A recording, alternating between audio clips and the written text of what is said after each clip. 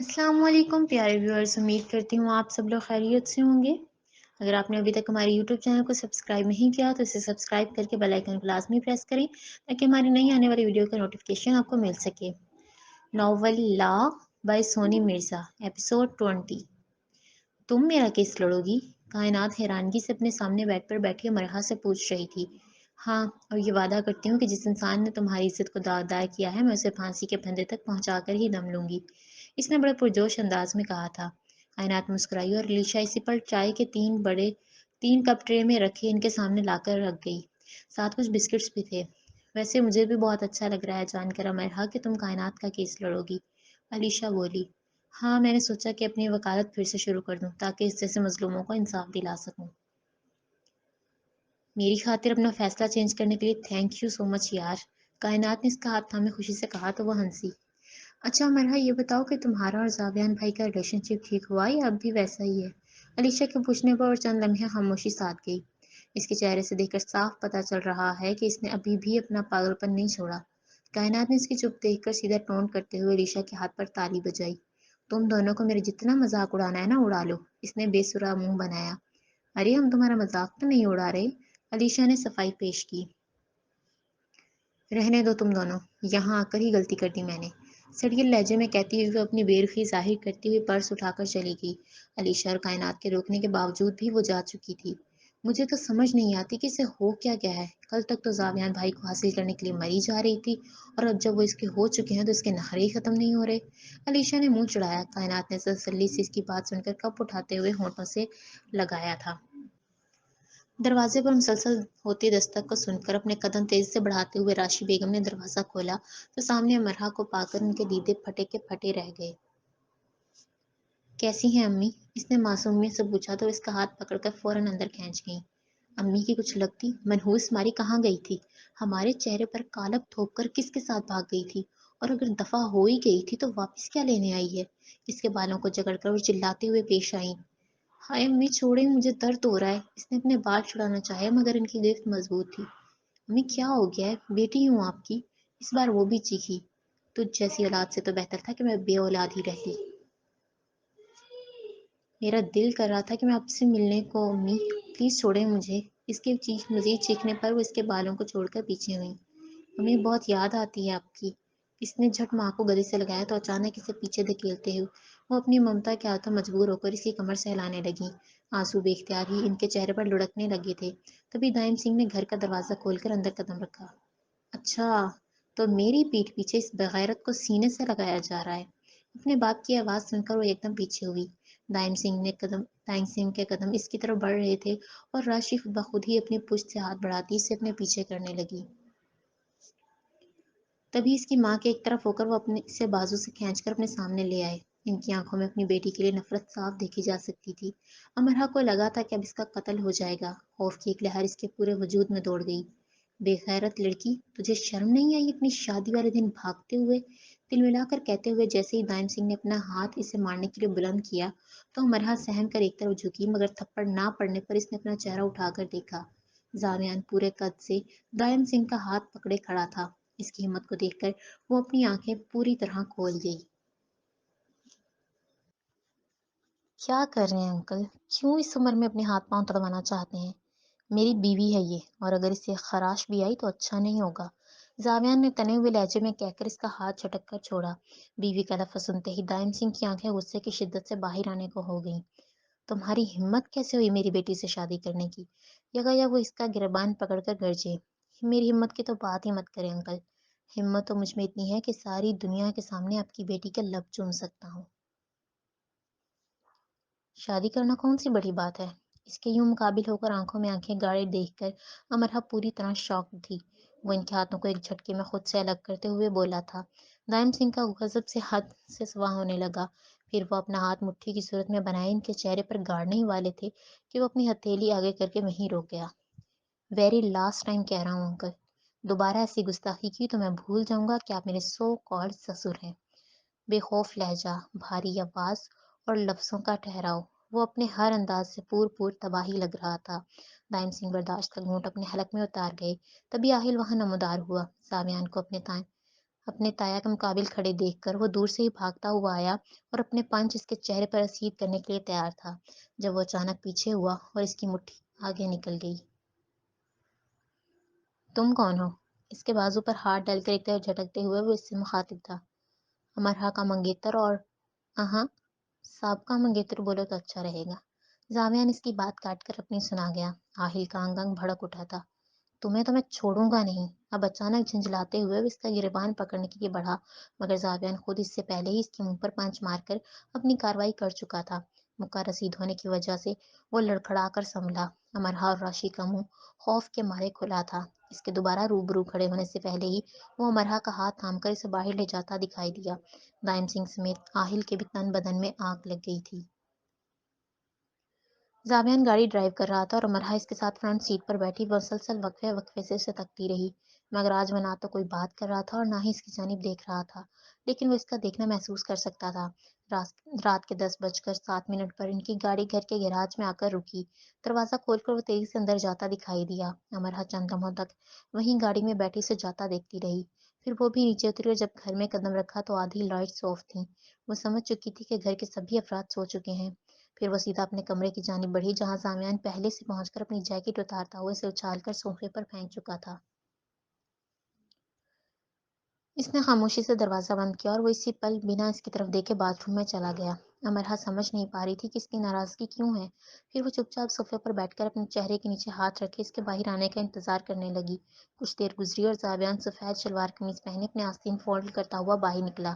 اس کے باہر نکلنے کی دیر تھی اور امرہا دوڑ کر اس کے سامنے موجود ہوئی۔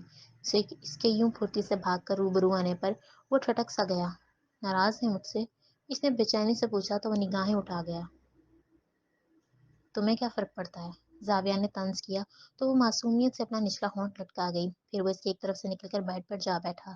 امرہا ایک بار دوبارہ تیزی سے بھاگ کر بیڈ پر دھڑلے سے چڑھ کر اس کے ساتھ بیٹھ گئی۔ اس کی حرکتیں آج اس کے لیے حیران کن تھی۔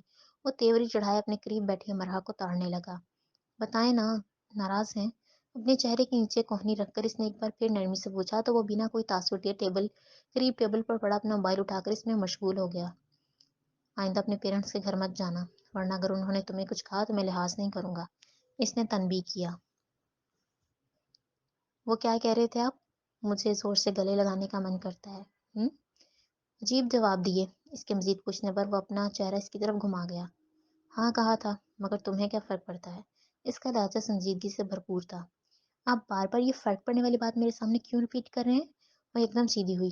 کیونکہ تم نے خود ہی کہا تھا کہ میرے کچھ بھی کہنے یا نہ کرنے سے تمہیں کوئی فرق نہیں پڑتا۔ اس نے لفظ چبائے تو وہ آنکھیں سکیڑ گئی۔ زاویہ نے ایک بار پھر اپنی بات مکمل کر کے موبائل کے اسکرین پر جٹ گیا۔ اب انہیں کیسے سمجھاؤں کہ میں ان کی کہی گئی ہر بات پر یقین کر چکی ہوں اور انہیں پورے من سے اپنانا چاہتی ہوں۔ اپنے ذہن میں ہی وہ خود سے ہم کلام تھی۔ کمرے میں چند لمحوں تک خاموشی چھائی رہی، پھر اچانک اس کے دماغ کی بتی جلی تو وہ جھٹ بول اٹھی۔ آپ آج رات بیڈ پر سو جانا۔ اس کے الفاظ سنتے ہی وہ یکٹک دیکھنے لگا۔ مطلب ایک رات کے لیے میری ذات پر احسان کر رہی ہو؟ نو، تم بھی خواہ صوفے پر تنگ ہوگی۔ میں سو جاؤں گا صوفے پر۔ ارے نہیں، میں کہہ رہی تھی کہ آج آپ بیڈ پر ہی سوئیں گے۔ اس نے ایک بار پھر سے سمجھانے کی ناکام کوشش کی۔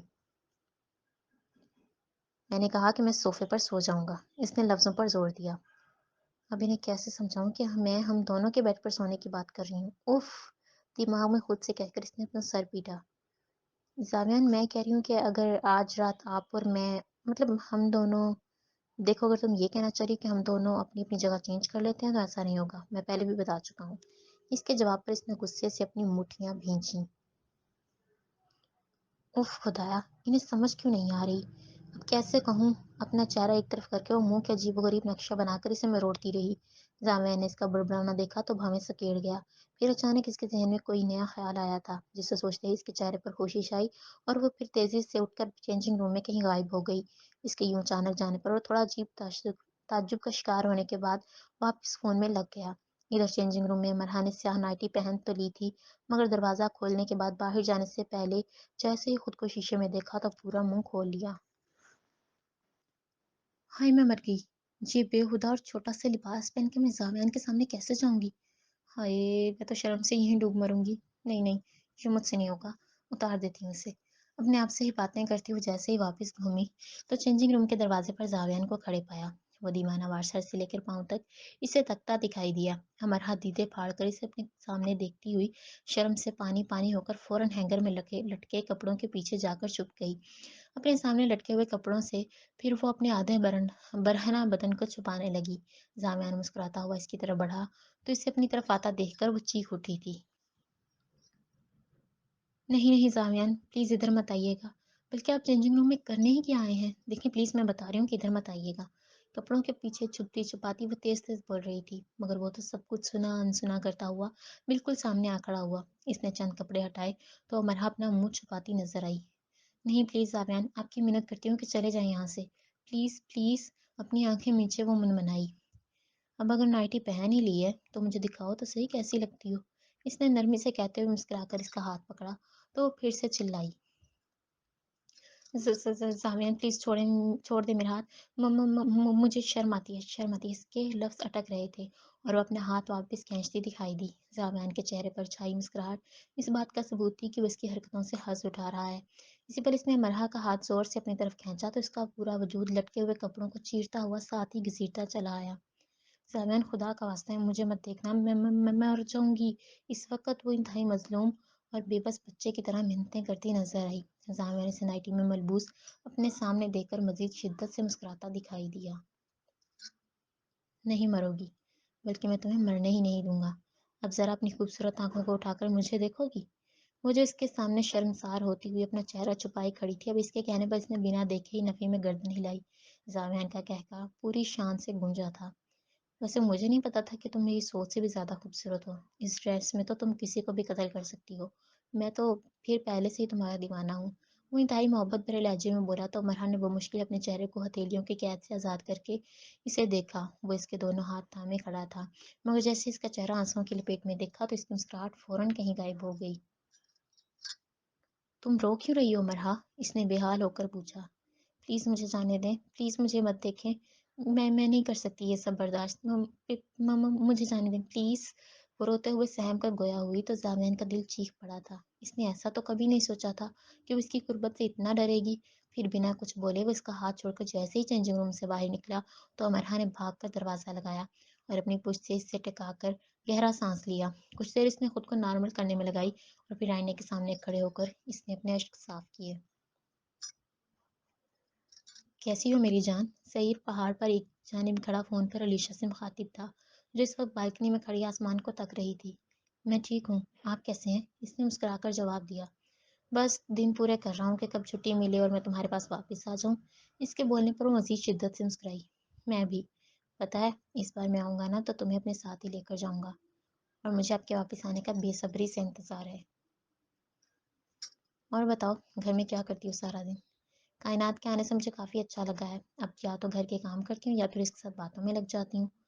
ویسے بھابھی نے یہ کام تو اچھا کیا کہ تمہارے پاس کسی اور لڑکی کو چھوڑ دیا، کم از کم میری بھی پریشانی کم ہوئی۔ زامیان بھائی سے کوئی بات ہوئی آپ کی؟ نہیں یار، اس بار جب بھی تھوڑا ٹائم ملتا ہے تو تمہیں کال کرتا ہوں، پر مجھے پتا ہے کہ جب بھی میری اس سے بات ہوگی وہ مجھے گالیاں ضرور دے گا کہ یاد نہیں کیا اسے۔ ویسے کیا لگتا ہے کہ چھٹی کب تک ملے گی؟ ابھی تو صرف ایک ہفتہ ہی گزرا ہے میری جان، شاید 4 مہینے بعد مل جائے انشاءاللہ۔ اور آپ کے فوجی گفتگو جاری رہی۔ امرا ڈھیلا ڈھالا سلیپنگ سوٹ پہنے چینجنگ روم سے باہر نکلی تو زاویان سامنے بیڈ پر بیٹھا اسے خود کی جانب دیکھتا دکھائی دیا۔ وہ دھیرے سے قدم بڑھا کر اس کے پہلو میں بیٹھی۔ اتنا ڈرتی کیوں ہو مجھ سے؟ اس کے پاس بیٹھتے ہوئے جھٹ سوال کر گیا۔ امرا چند لمحے خاموش رہی اور پھر نرمی سے بولی، آپ سے نہیں ڈرتی تو میرے قریب آنے سے ڈرتی ہو؟ اس نے فوراً اگلا سوال داغا تو وہ خاموشی سے اپنی نظریں اپنی گود میں کر گئی۔ امرا ہم ہسبینڈ وائف ہیں، ہمارا نکاح ہوا ہے۔ میں مانتا ہوں کہ تم مجھے دل سے قبول نہیں کرنا چاہتی، لیکن ایٹ لیسٹ تمہیں یوں میرے قریب آنے سے ڈرنا نہیں چاہیے۔ میں تمہاری آنکھوں میں اپنے لیے پیار دیکھنا چاہتا ہوں اور تم ہو کے ڈر جاتی ہو۔ وہ کتنے پیار سے اسے سمجھا رہا تھا، مگر امرا سے کیسے بتاتی کہ اس چیز پر اس کا خود کا اختیار نہیں ہے۔ وہ ابھی بھی اپنی گردن جھکائے چپ بیٹھی اس کی بات سن رہی تھی۔ پھر کچھ دیر کا وقفہ لے کر اس نے بولنا شروع کیا۔ زامیان، میں آپ کی کہی یہ ہر بات پر یقین کر چکی ہوں۔ مجھے یقین ہے کہ ان لڑکیوں کو واقعی آپ نے نہیں بلایا ہوگا۔ میں آپ کو دل سے قبول کر چکی ہوں، مگر یہ سب مجھ سے نہیں ہوگا، پلیز۔ اس نے جھجکتے ہوئے کہا تو وہ پوری طرح اس کی طرف گھوم گیا۔ ادھر دیکھو میری آنکھوں میں۔ اس کے کہنے پر اس نے نین ملائے۔ تم تو ایک وکیل ہو نا، ایک ایسی وکیل جو بہت بہادر ہے، جو کسی بھی مشکل کا ڈٹ کر سامنا کر سکتی ہے، جو نڈر ہے، جو کبھی کسی سے نہیں ہارتی۔ پھر تم اتنی میچور لڑکیوں والی باتیں کیوں کر رہی ہو؟ اس کے دونوں ہاتھ تھام کر مسلسل اسے نظریں ملائے اس نے پیار سے پوچھا۔ زاویان میں کچھ نہیں جانتی، پر پلیز یہ سب میرے بس کی بات نہیں ہے۔ ہاں میں میچور ہوں، پر حد سے زیادہ بیوقوف بھی ہوں۔ میں لوگوں کے دل میں جگہ بنا تو سکتی ہوں، پر اس میں رہنا نہیں آتا۔ میں آپ کی ساری باتیں مانوں گی، بٹ پلیز آپ میری ایک بات مان لیں۔ کون سی بات؟ کہ آپ کبھی بھی میرے قریب نہیں آئیں گے، پلیز؟ شائستہ لہجے میں کہہ کر اس نے سوالیہ انداز میں زاویان کو دیکھا، جو اس کی فرمائش پر ناگواری سے نظریں پھیر کر ایک طرف دیکھنے لگا تھا۔ پلیز زاویان، میں آپ سے کبھی بھی کچھ بھی نہیں مانگوں گی۔ آپ جو کہیں گے میں وہ کروں گی، آپ کا ہر حکم سر آنکھوں پر۔ لیکن یہ سب نہیں، پلیز پلیز۔ وہ ایک بار پھر سے اسے قائل کرنے کی بھرپور کوشش میں تھی، لیکن زاویان اس کی طرف چہرہ گھما کر سنجیدگی سے دیکھنے لگا۔ امرا، اگر تم فی الحال اس سب کے لیے پریپیئر نہیں ہو تو کوئی بات نہیں، تھوڑا ٹائم لے لو۔ اس کی گال پر ہاتھ رکھ کر تھپتھپاتے ہوئے وہ محبت سے بولا۔ نہیں، ٹائم کی بات نہیں ہے، مجھے اپنا پتہ ہے کہ میں یہ سب کبھی بھی نہیں کر سکتی۔ پلیز ہم ایک کمرے میں اچھے دوست بن کر رہیں گے، ایک دوسرے سے لڑیں گے، منائیں گے، سب کچھ کریں گے، اپنی لائف کو کھل کر جئیں گے۔ پر رومانس وغیرہ کبھی نہیں ہوگا ہمارے بیچ، بس فائنل۔ اپنی بات مکمل کر کے وہ دو ٹوک بولی۔ زاویان اپنے رخ کے نیچے ہاتھ رکھ کر ٹکٹکی باندھے سے دیکھنے لگا۔ بس اب میں نے فائنل کر دیا ہے، ہم اچھے دوست ہیں اور میاں بیوی بھی، پر ہمارے بیچ اس کے علاوہ کبھی بھی کچھ بھی نہیں ہوگا۔ اس نے ایک بار پھر دھڑلے سے کہا۔ ٹھیک ہے، کبھی بھی کچھ بھی نہیں ہوگا۔ خوش؟ زاویان کے مسکرا کر کہنے پر امرا کا چہرہ خوشی سے کھل اٹھا۔ لیکن بس ایک لفظ مزید بولنے کی دیر تھی اور امرا کا چہرہ تجسس میں ڈوب گیا۔ لیکن کیا؟ اس نے دلچسپی ظاہر کی۔ لیکن پھر بھی تم مجھے دوسری شادی کرنے سے نہیں روکو گی، ڈن؟ زاویان کا جملہ مکمل کرتے ہوئے سنجیدہ ہو گئی تھی۔ بولو بھی اب۔ نہیں، آپ دوسری شادی کبھی نہیں کریں گے، ورنہ میں آپ کے ساتھ نہیں رہوں گی۔ یہ کیا بات ہوئی؟ وہ ہنوز ناراضی سے بولا۔ ہاں میں بیوی ہوں تو پھر دوسری شادی کیوں کریں گے؟ یکا مرحبا برس پڑی۔ اب تم بیوی والے حقوق نہیں دو گی تو مجھے دوسری شادی تو کرنی پڑے گی نا۔ زاویان، مجھے غصہ مت دلائیں، اس نے انگلی دکھائی۔ کیوں بھائی؟ یا مجھے اپنے ساتھ برداشت کر لو یا پھر کسی اور کے ساتھ۔ اپنے کندھے سمیٹ کر وہ شائستگی سے گویا ہوا۔ اچھا، مجھے تھوڑا ٹائم دیں، امرا نے منہ لٹکائے کہا۔ یہی تو میں کہہ رہا تھا کہ ٹائم لے لو، مگر تمہاری سوئی یہ تو ایک ہی ضد پر اڑی ہوئی تھی۔ اب سو جاؤ چپ چاپ، مجھے نیند آ رہی ہے، اور ہاں، میرے قریب بیڈ پر سونے کی غلطی مت کرنا۔ ورنہ پھر نہ کہنا زاویان آپ نے اچھا نہیں کیا۔ وہ پورے انداز سے اس کی نقلیں اتار کر بولا تھا۔ امرا نے ناک پھلا کر اپنی نگاہوں کو سکیڑا اور غصے سے تکیہ اٹھا کر صوفے پر جا بیٹھی۔ وہ مسکراتا ہوا لحاف اوڑھ کر کروٹ بدلتے ہی آنکھیں موند گیا۔ امرا، زاویان نے شاور لینے کے بعد ڈریسنگ ٹیبل کے پاس کھڑی خود کو سنوارتی امرا کو پکارا۔ اس نے پلٹ کر دیکھا۔ میں اگلے 2-3 مہینوں کے لیے امریکہ جا رہا ہوں، آج شام کی فلائٹ ہے، سوچا تمہیں بتا دوں۔ کیوں اچانک کیوں؟ وہ چونک اٹھی۔ اچانک نہیں ہے، مجھے کافی عرصے سے بلایا جا رہا تھا، مگر کچھ مصروفیات کی وجہ سے میں جا نہیں سکا۔ سو اب میں نے ہاں بول دیا اور گھومنے پھرنے نہیں جا رہا، کام کے سلسلے میں جا رہا ہوں۔ وہاں کچھ انگلش سانگس کے کنسرٹ ہیں اور ایک فلم بھی سانگ کاسٹ کرنا ہے، 3 مہینے تو لگ ہی جائیں گے۔ پر میں 3 مہینے کیا کروں گی؟ میرا مطلب ہے کہ مجھے تھوڑا عجیب لگے گا۔ اس نے کندھے جھکائے۔ وہی کرو گی جو اب تک کروا رہی ہو۔ مطلب؟ وہ تیوری چڑھا گئی۔ صبر، اس نے مسکرا کر کہا اور پھر اسے ایک طرف پچھاڑتا ہوا خود آئینے کے سامنے ہو کر بالوں کو کنگھی کرنے لگا۔ آپ مجھے ساتھ نہیں لے جا سکتے؟ امرا نے آہستگی سے پوچھا۔ ساتھ لے جانے کی کوئی وجہ ہو تو لے جاؤں نا، وہاں تمہیں اپنے ساتھ لے جا کر بھی مجھے صبر کرنا ہے تو بہتر ہے کہ تم یہیں رہو۔ اس کے جواب پر اس نے اپنی آنکھوں کے پپوٹے موٹے کر کے دیکھا۔ ٹھیک ہے، جائیں۔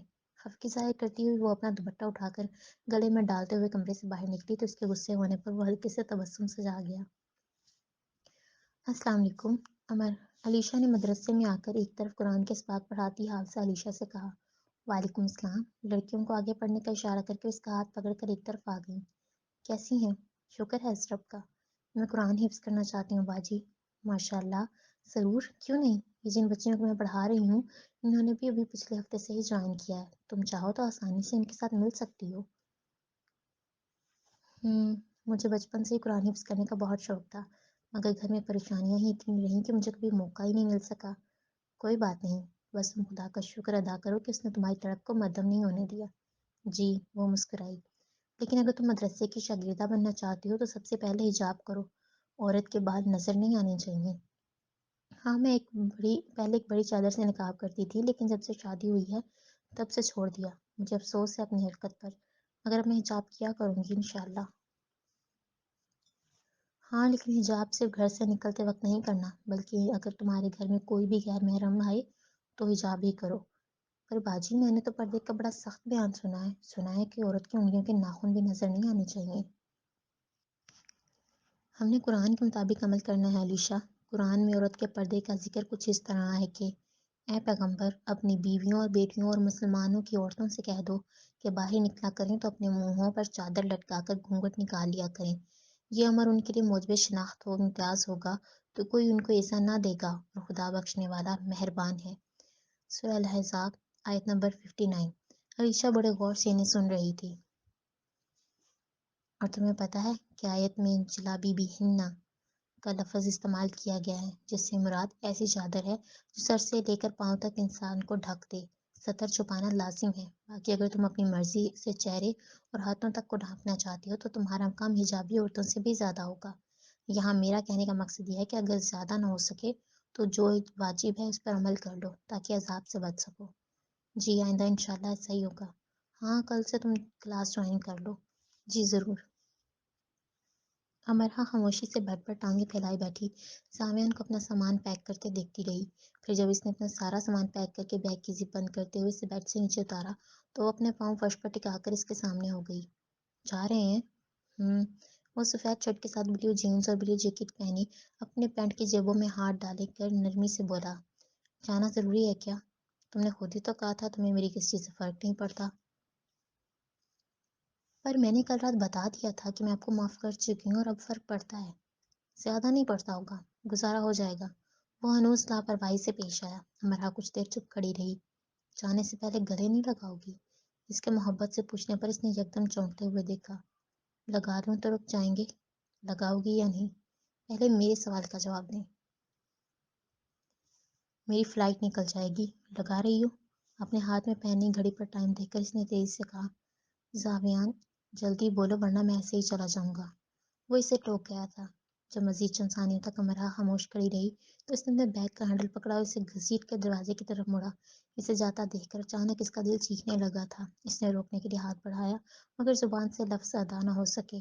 ادھر زاویان من ہی من میں اس سے چلا کر کہہ رہا تھا کہ امرہ پکارو مجھے، روکو مجھے، مگر بے سود، نہ اس کے بڑھتے قدم رکے اور نہ امرہ کی زبان ہلی، اور بالآخر وہ چلا گیا تھا۔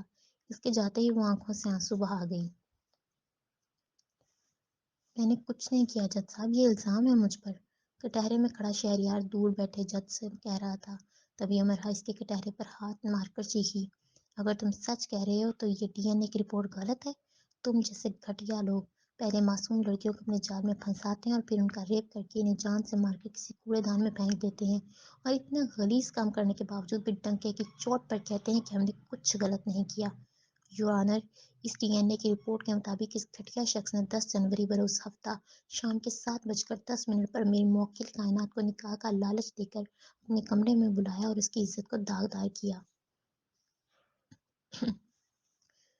پھر وہ پورے جوش سے جج کی طرف مڑ کر ڈی این اے کی رپورٹ پکڑ کر بولی۔ جج اس پر ایک سرسری سی نگاہ ڈال کر اسے ایک طرف رکھ گیا۔ مگر جج صاحب، 10 جنوری کی شام کو تو میرا موکل یہاں تھا ہی نہیں۔ آپ اس کی حاضری دیکھ سکتے ہیں کہ جو کہ دبئی میں لگی ہوئی ہے نوکری پر۔ مقابل وکیل حمزہ پھنکار اٹھا، آپ کے وہ حاضری لگانے والے جھوٹے ہو سکتے ہیں مسٹر حمزہ، مگر ڈی این اے کی رپورٹ جھوٹی نہیں ہو سکتی۔ اور یور آنر، میں آپ کو اور ایڈوکیٹ حمزہ کو بتانا چاہوں گی کہ جس کمپنی کی سیٹ پر ان کی حاضری لگی ہے اس کمپنی کا باس دراصل مسٹر شہریار کا بیسٹ فرینڈ ہے۔ ایم آئی رائٹ؟ وہ ہراساں نگاہوں سے دیکھتی ہوئی شہریار سے مخاطب تھی جو وہ خاموشی سے نظریں چرانے لگا تھا۔ یور آنر، اس نے نہ صرف ایک لڑکی کی عزت کو پامال کیا بلکہ اسے جان سے مارنے کی بھی کوشش کی، دھڑلے سے کہہ کر اس نے ایک بار پھر سے شہریار کو گھورا جو نفرت بھری نگاہوں سے اسے تاڑ رہا تھا۔ اس لیے دفعہ 376 اور دفعہ 324 کے قانون کا مد نظر رکھتے ہوئے میری آپ سے گزارش ہے یور آنر کہ اسے پھانسی کی سزا سنائی جائے۔ وہ گردن اٹھا کر بولی تو پیچھے بیٹھا شہریار کا باپ چلا اٹھا، نہیں جج صاحب، میرے بیٹے کو معاف کر دیں، اسے پھانسی مت دیں۔ کیوں؟ آپ کے بیٹے نے کسی کی بیٹی پر رحم کیا تھا؟ نہیں نا؟ تو پاکستان کے قانون کے تحت آپ کا بیٹا پھانسی کا مستحق ہے۔ امرہ جٹ گردن گھما کر اس کے باپ کے مقابل ہوتی ہوئی گرجی۔ تجھے تو میں چھوڑوں گا نہیں۔ اس ادھیڑ عمر شخص نے آہستگی سے سرگوشی کی تو وہ مسکرائی۔ مجھے دھمکانے کی کوشش کی نا تو دفعہ 509 کے تحت فوراً اندر کروا دوں گی۔ اس نے بے خوف ہو کر اس شخص کے چہرے کو گھور کر کہا۔ Order order. جج صاحب نے اپنا ہاتھ تھوڑا بچایا تو وہ واپس پلٹی۔ تمام گواہوں اور ثبوتوں کو مد نظر رکھتے ہوئے یہ عدالت اس نتیجے پر پہنچی ہے کہ شہریار گل نے کائنات شبیر کا ریپ کیا اور اسے جان سے مارنے کی بھی کوشش کی۔ اس لیے یہ عدالت ملزم شہریار کو مجرم پا کر اسے پھانسی کی سزا سناتی ہے۔ The case is closed۔ جج صاحب کے فیصلہ سنانے پر شہریار سمیت اس کے دیگر ساتھیوں اور مقابل وکیل پر بجلی گری، جبکہ امرہ سر اٹھا کر اپنی کامیابی پر مسکرائی اور گردن گھما کر اپنے پیچھے بیٹھی کائنات کو دیکھا جس کی آنکھوں میں خوشی سے آنسو بہہ نکلے تھے۔ کیا سوچ رہے ہو سعید؟ زہیب اسے ایک طرف رائفل ٹکائے گمسم سا کھڑا دیکھ کر اس کے کندھے پر ہاتھ رکھے پوچھنے لگا۔ سوچ رہا ہوں کہ ہم مشن پر جا رہے ہیں تو علیشا کو کچھ بتاؤں یا نہ۔ گھر والوں کو کبھی بھی کچھ بھی نہیں بتانا چاہیے کہ ہمارے ساتھ کیا ہو رہا ہے۔ تمہیں پتہ تو ہے کہ گھر والے کتنی ٹینشن لیتے ہیں، پر اگر مجھے کچھ ہو گیا تو وہ ناراض ہو جائے گی کہ مجھے بتائے بھی نہ ہی مر گیا۔ کیسی باتیں کر رہے ہو؟ کوئی بتا کے تھوڑی مرتا ہے۔ میرا دل بڑا اداس ہے یار، اتنا عرصہ گزر گیا اور اپنے دوست سے رابطہ بھی نہیں کر سکا میں۔ جب چھٹی آیا تھا تو پہلے ہفتے تو میں نے خود ہی اسے کال نہیں کی، اور اب جب بھی کال کرتا ہوں تو اس کا نمبر بند ملتا ہے۔ ہو سکتا ہے کہ اس نے نمبر چینج کر لیا ہو، اس نے اس سے مطمئن کرنا چاہا۔ سامیان ایسا کبھی نہیں کرتا کہ نمبر چینج کرے اور مجھے نہ بتائے۔ 3 مہینے ہو گئے ہیں پر میری اس سے ایک بار بھی بات نہیں ہوئی۔ بہت یاد آتا ہے سارا۔ افسردگی سے کہہ کر اس نے نگاہ نیچے کھائی پر ٹکا دی۔ اب چھٹی جاؤ گے تو مل لینا، کل ہم مشن پر جا رہے ہیں، اگر وہاں سے زندہ لوٹ آیا تو ضرور ملوں گا۔ مگر یہ تو بالکل چھوٹا سا مشن ہے، اس میں گھبرانے والی کون سی بات ہے؟ وہ تعجب سے دیکھ رہا تھا۔